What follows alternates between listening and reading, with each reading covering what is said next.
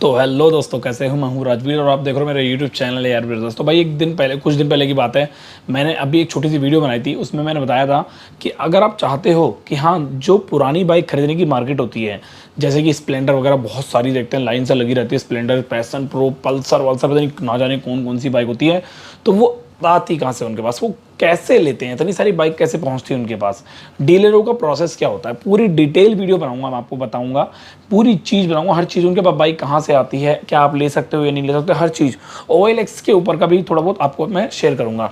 तो ज़्यादा देरी ना करते हो, पूरी कंप्लीट वीडियो आपको मिलने वाली है। वीडियो स्टार्ट करते हैं। वीडियो स्टार्ट करने से पहले छोटा सा काम करना है, वो है आपको एक छोटा सा काम करना है, चैनल सब्सक्राइब कर देना। साथ में आपको अगर मेरी वर्कशॉप पे आना है सर्विस कराने के लिए या इंजन का काम कराने के लिए, कुछ भी काम कराने के लिए, जो फॉल्ट आपकी गाड़ी में हो रहा है वो आप सॉल्व कराना चाहते हो, तो डिस्क्रिप्शन में एड्रेस है, फ़ोन नंबर है, आप फ़ोन करिए। 49 रुपीज़ अपॉइंटमेंट चार्ज है। आप आइए मेरे पास, आपकी गाड़ी की प्रॉब्लम जो भी होगी सोल्यूशन बदल दी जाएगी। बाकी बिना अपॉइंटमेंट के मत आना भाई, अपॉइंटमेंट लेके आना, ठीक है। तो ट्यूसडे को बंद रहता है, मंगलवार को वर्कशॉप बंद रहता है।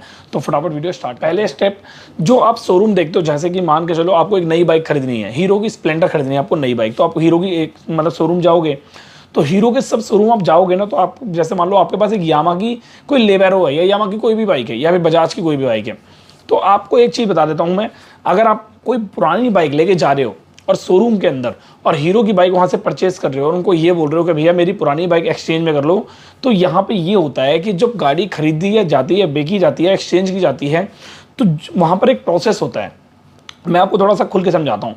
जैसे मान के चलो मेरा एक शोरूम है, ठीक है, चलो आपका एक शोरूम है, उस शोरूम का आपने खरीदा और वहाँ पर आपने बहुत सारी बाइकें आपने वहाँ पे खड़ी कर दी, स्प्लेंडर, पैशन, आई स्मार्ट, डीलक्स विलक्स, अपना इन्वेस्टमेंट करके, ठीक है।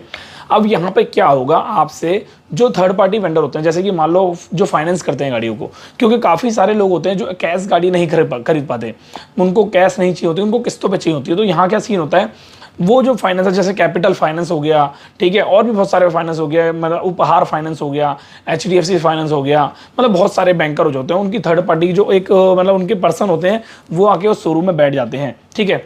ध्यान से समझना।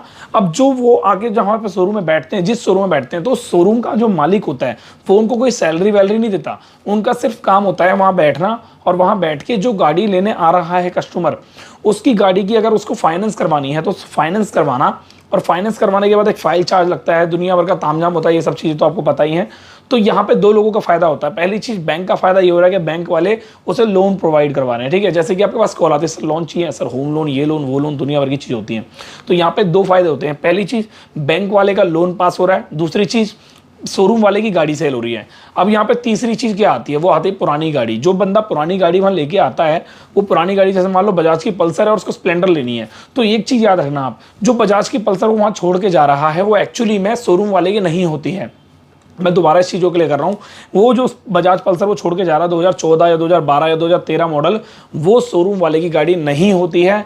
वहाँ पर ऑलरेडी एक डीलर, यानी कि जो पुरानी बाइकें सेल करता है, वो जैसे मान लो कोई बड़ा डीलर है, जैसे बड़ा शोरूम है, बड़ा डीलर है, तो बड़े डीलर का एक जो लड़का होता है वो अपना क्या करता है, शोरूम में उसको छोड़ देता है, पर सैलरी शोरूम का मालिक प्रोवाइड उसे नहीं करता है।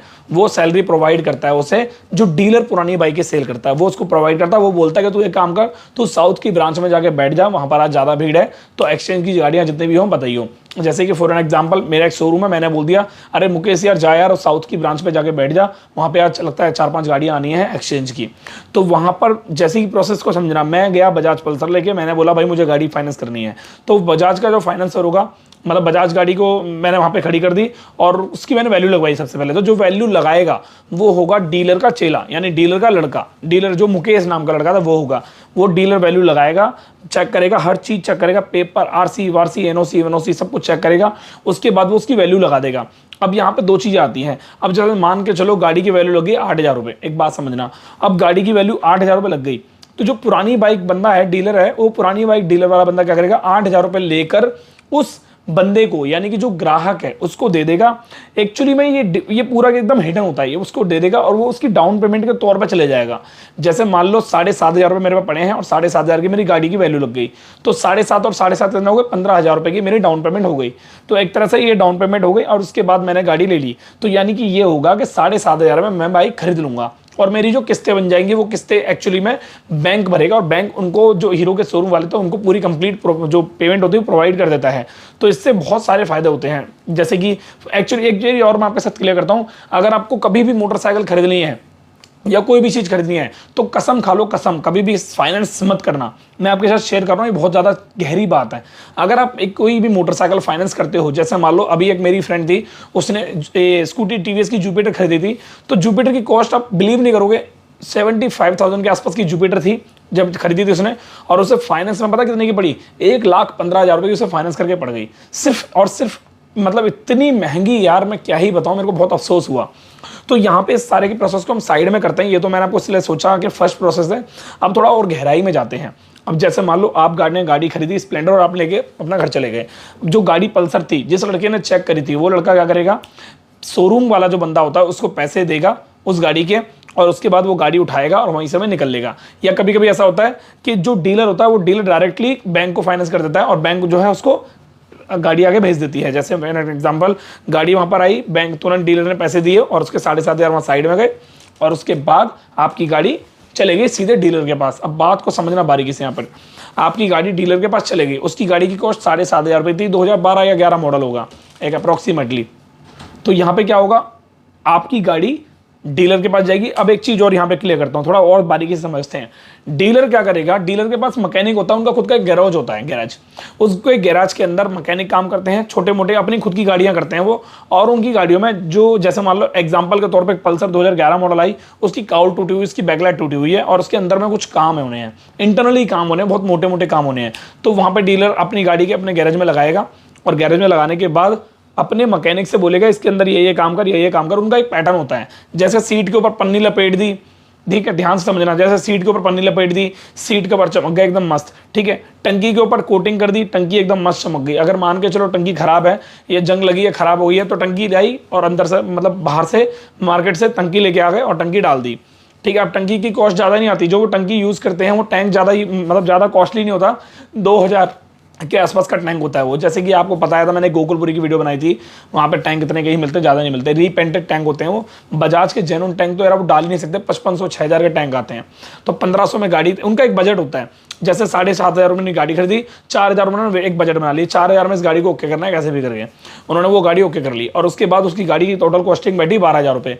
अब 12,000 में गाड़ी तैयार, गाड़ी चमक दमक एकदम बढ़िया। साइलेंसर के अंदर जो ऑयल भरा होता है ना, ऑयल जो आपको मैं बोलता हूँ चेक करने के लिए, वो ऑयल पहले से ही सुखा देते हैं, एकदम चमका के, गैस वेल्डिंग से एकदम चमका के साफ कर देते हैं। और उनका प्रोसेस क्या होता है, उनके माइंड में थॉट होता है कि हमें गाड़ी रखनी नहीं है, हमें सेल करनी है, हमारा इन्वेस्टमेंट है ये।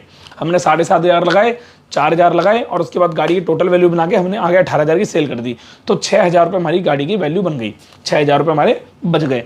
तो ये होता है कुछ इस तरीके का प्रोसेस। अब इस काम के अंदर सबसे ज़्यादा ध्यान आपको क्या देना है, आप मान ले चलो डीलर पे गाड़ी लेने जा रहे हो आप, तो डीलर पे गाड़ी आप चाहते हो कि मैं डीलर पे ना जाऊँ, मैं डायरेक्ट शोरूम से ले लूँ, तो ऐसा भी कर सकते हो आप। इसका एक बहुत सिंपल सा और बहुत बढ़िया सा लॉजिक बताता हूँ आपको। जैसे मान लो एक आप दिल्ली में रहते हो, तो आपको कुछ नहीं करना, आप चाहते हो कि देखो यार मैं तो छोटी सी बात, डीलर से गाड़ी ना लेके आप सीधे शोरूम से जाके ले सकते हो, और उसमें अपनी तरफ से खर्चा करा के अपनी तरफ से ओके करा सकते हो, उसमें बहुत सस्ती मिल जाती है गाड़ी।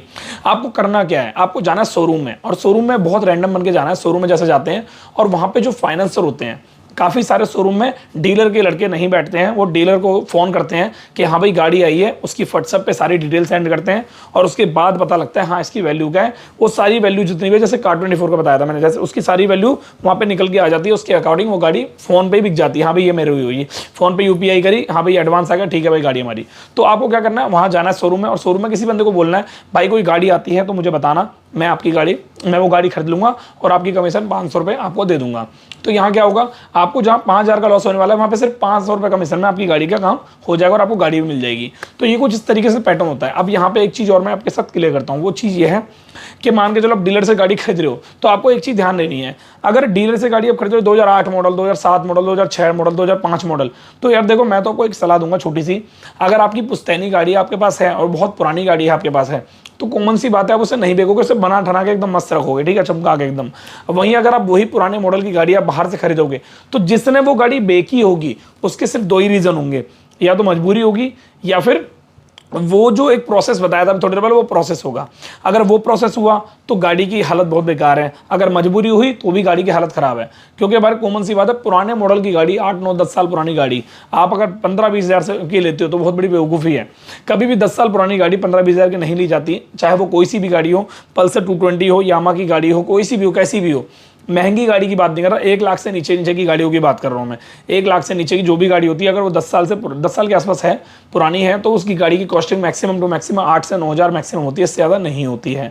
ठीक है, ये चीज़ मैं आपको क्लियर करता। अगर हाँ बिल्कुल एन टच गाड़ी है, एकदम साफ कंडीशन, सब कुछ बढ़िया है, एकदम ठीक गाड़ी है, तो उसकी कंडीशन मैक्सिमम टू मैक्सिमम 12 से 15 हज़ार, इससे ज़्यादा नहीं होती है। क्योंकि यार मॉडल के हिसाब से सब कुछ वैल्यू होती है। आपने कोई शोरूम से गाड़ी खरीदी, आपने नाम करा ली, तो उसकी गाड़ी की कीमत बेशक आप सोचोगे चली नहीं है बिल्कुल भी, 2 हज़ार चलिए, 3 हज़ार चलिए, अगर वो 200 किलोमीटर भी चली होगी ना शोरूम की नई गाड़ी, तो भी वो 10 हज़ार कीमत के हिसाब से, घाटे के हिसाब से बिकेगी, क्योंकि वो आपके नाम हो चुकी है।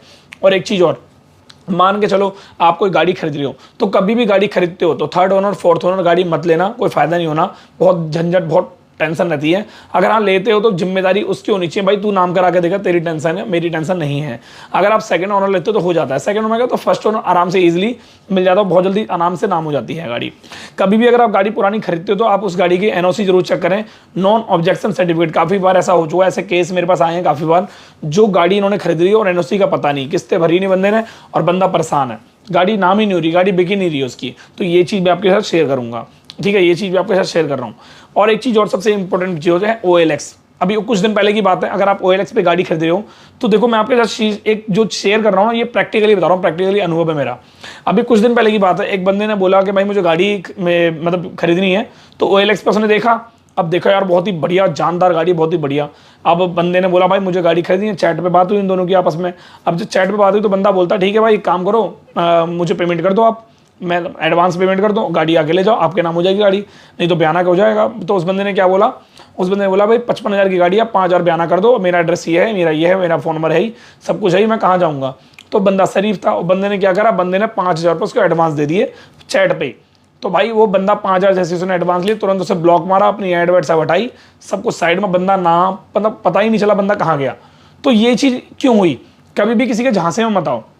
अगर आपको कोई बंदा बोल रहा है कि 5 हज़ार दे दो, 2 हज़ार दे दो, 3 हज़ार दे दो, 200 दे दो, 400 दे दो, समझ लो वो डील नहीं है, वो फेक है, सब कुछ फेक है। जहां पे पहली प्रायोरिटी पैसा आ जाए, वहां पे वो चीज़ फेक हो जाती है। इन सब चीज़ों में, पुरानी लेन देन वाली चीज़ों में, अगर मैं अपना पर्सनल एक्सपीरियंस बताऊँ, कुछ दिन पहले की बात है, मैं अपनी ट्रेडमिल सेल कर रहा हूँ, तो मेरे पास एक ट्रेडमिल के पास से फ़ोन आता है मेरे पास, भैया को बोलते हैं कि भैया आप ट्रेडमिल सेल कर रहे हो। मैंने कहा हाँ भाई, भैया कितने मांग रहे हो। मैंने कहा 24,500 रुपये मांग रहे हो। भैया बहुत ज़्यादा पैसे मांग रहे हो आप एक काम करो भैया, 23,000 लगा लो। मैंने कहा नहीं भैया 23,000 नहीं लगा। मैंने कहा, मेरे से बोलते हैं भैया 23,500 लगा लो चलो। फिर मैंने कहा भैया चलो ठीक है लगा लो। फिर बंदा बोलता है कि पेमेंट कैसे करोगे, पेमेंट ऑनलाइन कर देते हैं, मैं आपको बारकोड सेंड करता हूँ, ठीक है, आप उस पर स्कैन करो, आपके पास कोड आएगा, पेमेंट आप मेरे से एक्सेप्ट कर लेना। मैं समझ आया ये क्या लोचा दे रहा है भाई, पेमेंट हर कोड दूंगा, ये दूंगा वो दूंगा। मैंने बोला भैया एक काम करो, पेमेंट मेरे को ऑनलाइन नहीं चाहिए, मुझे कैश पेमेंट चाहिए, आप आओ मशीन ले जाओ, एक हाथ पैसे दो, एक हाथ सामान लो। तो बंदे ने तुरंत फोन काट कर दिया और बंदा दोबारा कभी रिपीट ही नहीं किया। इसका मतलब बंदा फ्रॉड था। आप अगर बोलोगे तो मैं आपको चैट तक दिखा दूंगा, मेरे पे वॉइस रिकॉर्डिंग तक पड़ी उसकी। बट यार ये सब चीज़ें किसी काम की नहीं है। तो कभी भी किसी के झांसे में मत आओ। जो इंसान पुरानी गाड़ी खरीद रहा है, वो पुरानी गाड़ी सिर्फ इसलिए ले रहा है क्योंकि उसकी मजबूरी है, उसकी जेब में पैसे नहीं है, वरना वो नई गाड़ी नहीं लेगा। वैसे भी कोविड का टाइम चल रहा है, अगर कोई ऐसा बंदा देख रहा है मेरी वीडियो को जो वो फ्रॉड है, तो भाई आपसे रिक्वेस्ट है ऐसा काम ना करें, फ्रॉड वाला काम ना करें। और अगर कोई डीलर मेरी वीडियो देख रहा है तो भाई आपसे रिक्वेस्ट है, मैं आपके बारे में बुराई नहीं कर रहा, मैं सिर्फ आपको एक मार्केट का नज़रिया बता रहा हूँ कि मार्केट का नज़रिया आखिर होता क्या है। मैंने खुद अभी कुछ दिन पहले की बात है, मैं गया था विजिट करने मार्केट में, तो मुझे बड़ा अफसोस सा हुआ है कि इतने गुने दुगने दाम, कि भाई इतना तो मतलब होता भी नहीं जितना तुम दाम मांग रहे हो। तो ठीक है भाई, मैं उम्मीद करता हूँ वीडियो अच्छी लगी होगी। बाकी वीडियो में जो जानकारी दी है वो एकदम सत्य है, सत्य वचन वाली है, कोई इसे झूठ साबित नहीं कर सकता, क्योंकि वो मेरा खुद का एक्सपीरियंस है। बाकी मिलते हैं नेक्स्ट वीडियो में। Thank you so much and bye bye. ये वाला जो पैटर्न है, ये वाला जो गेटअप है, ये वाला जो बैकग्राउंड है और ये वाला जो समय, इसी तरीके से वीडियो अगर अभी चाहिए आपको तो कमेंट करके बताना और अपनी रिक्वायरमेंट बताना कौन से टॉपिक पर वीडियो चाहिए, किस टॉपिक में आपको मैं जानकारी दूँ, कौन कौन सी कमेंट आप मुझे दोगे। जैसे कि मान के चलो गाड़ी मिसिंग करती है, भैया कैसे सॉल्व करें, मैं आपको बता दूंगा कैसे सॉल्व करने हैं। गाड़ी में कोई आवाज़ आ रही है, भैया कैसे सॉल्व करें, मैं आपको बता दूंगा। तो मतलब जो भी आप कमेंट करके मुझे बोलोगे उस टॉपिक में आपको वीडियो उठा लूँगा, 5 से 10 टॉपिक उठाऊंगा जिसमें मैं सॉल्यूशन करके वीडियो बता दूंगा आपको। तो मिलते हैं नेक्स्ट वीडियो में। एक चीज़ और बता देता हूँ आपको, मैं अमृतसर आ रहा हूँ, शनिवार को अमृतसर आ रहा हूँ। अगर किसी को मिलना हो अमृतसर में तो मेरे को बता देना, मैं होटल की डिटेल इंस्टाग्राम पे इंस्टाग्राम पे सेंड कर दूंगा। इंस्टाग्राम पे मैं सारी अपडेट दूंगा, मैं अमृतसर में कहाँ आ रहा हूँ, कितने तारीख को आ रहा हूँ, कितने बजे आ रहा हूँ।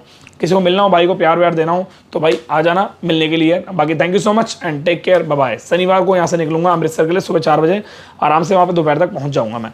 तो thank you so much, bye bye, take care.